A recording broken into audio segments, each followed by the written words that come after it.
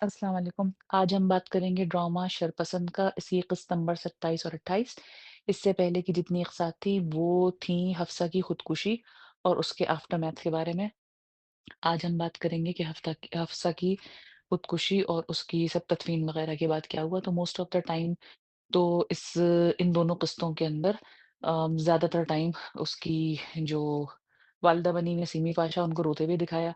दुआएँ वग़ैरह करते हुए और न्यूज़ीलैंड में जो उनका बेटा था वली, वो वापस आ गया और सॉरी टू से उसकी बहुत बुरी एक्टिंग थी।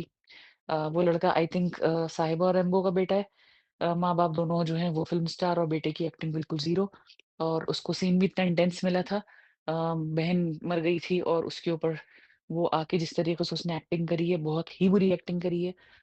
ये बात इसलिए कहनी ज़रूरी है कि ड्रामा बनाने वालों को पता लग गया होगा कि इस लड़के से एक्टिंग कम से कम रोने की नहीं हो रही। एक तो ये ना कि यंग आदमी किस तरीके से रोए, जवान लड़का तो उसको ज़रा नहीं समझ में आ रहा होगा। बहरहाल वक़्त के साथ-साथ तो सीख ही जाते हैं सब, वो भी सीख ही जाएगा। लेकिन ये ज़रा-सा कम स्क्रीन टाइम दे देते। इतना ज़्यादा दिखाने की क्या ज़रूरत थी कि रो रहे हैं जबकि रोने की एक्टिंग नहीं हो रही। दूसरी बात उसमें उन्होंने दादी का इंतकाल दिखाया जो फ़रासत अंकल की वालिदा थीं, उनका भी बिल्कुल किरदार समझ से बाहर था कि वो क्यों थीं? क्योंकि वो बेटे को तो कुछ नहीं सिखा सकीं और पोतियों में से भी सिर्फ़ वो एक पोती को ही कुछ सिखा सकीं, ना वो पोते को उन्होंने कुछ सिखाया, ना तो ईमान जो दूसरी पोती है उसको कुछ वो सिखा सकीं और अब वो वैसे ही ख़त्म हो गई। तो वो एक किस्सा हो गया, उसके अलावा इन्होंने थोड़ा-सा इसके अंदर एक चीज़ दिखाई कि फ़िदा और सनम जो हैं, वो उस उनको सनम की जो वालिदा हैं, वो उसको मशवरा देती हैं कि तुम लोग एक बच्चा अडॉप्ट कर लो अगर तुम्हारी औलाद नहीं हो सकती तो, जो कि एक बहुत अच्छी बात लगी।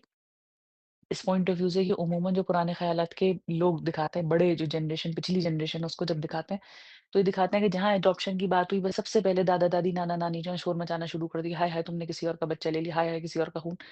तो इसमें ये बड़ी अच्छी मुझे बात लगी कि एक बड़ी उम्र की औरत ने इनको ये मशवरा दिया कि अगर तुम्हारी औलाद नहीं हो सकती और बेटी को मशवरा दिया जबकि दामाद की औलाद नहीं हो सकती, कि तुम कोई बच्चा लेके अडॉप्ट कर लो। तो ये एक अच्छी बात है, अगर किसी यतीम बच्चे को एक अच्छे घर, पढ़े-लिखे माँ-बाप, मोहब्बत करने वाले मिल जाएँ, तो ये एक बहुत ही अच्छी और खुश करने वाली बात होगी। सुन के दिल को खुशी हुई। उसके अलावा जो इन्होंने इसके अंदर फ़रासत अंकल को दिखाया और उनकी बेगम को, तो समटाइम्स मुझे ऐसा लगता है कि नादिया अफ़ग़न की जो किरदार है, जो कैरेक्टर जो उनका है, वो कुछ ज़्यादा ही बेवकूफ़ी की हद तक उनको जो है ना सादा दिखा देते हैं। जैसे कि वो खाना खिला रही हैं, कुछ कर रही हैं, ठीक लगता है, मज़े का लगता है, लेकिन एक तरफ वो बहुत ज़्यादा इस तरह की बनती है जैसे इंतहाई से ज़्यादा कोई बेवकूफ़ हो और सादी हो, दूसरी तरफ जब वो चालाकियाँ करती हैं, इधर की बात उधर करती है, तो उनको उस बात में चालबाज़ियों में उनको बहुत ज़्यादा अकल आती है। ये चीज़ मुझे जो है थोड़ी-सी ऑकवर्ड लगती है। बाकी इन किस्तों में ज़्यादातर टाइम जो था वो ताज़ियतों के अंदर और इसमें ही गुज़रा। दूसरी तरफ जो उन्होंने स्टोरी दिखाई है शाज़मीन की जो कि हेरा मानी है, उनके जो कज़िन हैं तारिक, जिनसे उनकी एंगेजमेंट हुई थी और वो उन पे शक करके और उनके किरदार पे इल्ज़ाम लगा के चले गए थे, अब वो वापस आ गए हैं।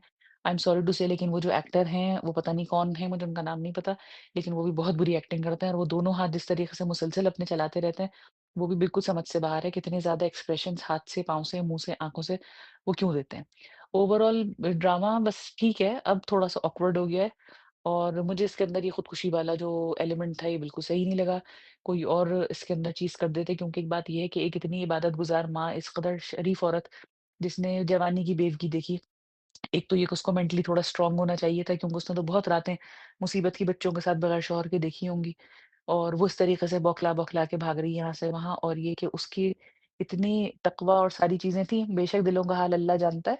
लेकिन ये है कि एक अच्छी आपने औरत का किरदार दिखाया और फिर उसको उस तरीके से दिखाना कि उसके बच्चे तो जो मरे सो मरा बेटी, लेकिन कम से कम खुदकुशी करके ना मरती। एक बहरहाल खुदकुशी एक हराम मौत है, जिसको किसी भी तरीके से जो है प्रमोट नहीं करना चाहिए, चाहे ड्रामे के थ्रू। बहुत सारे लोगों को, बहुत सारे यंगस्टर्स को इससे आइडिया आएगा कि शायद मुश्किलात का ये हल है।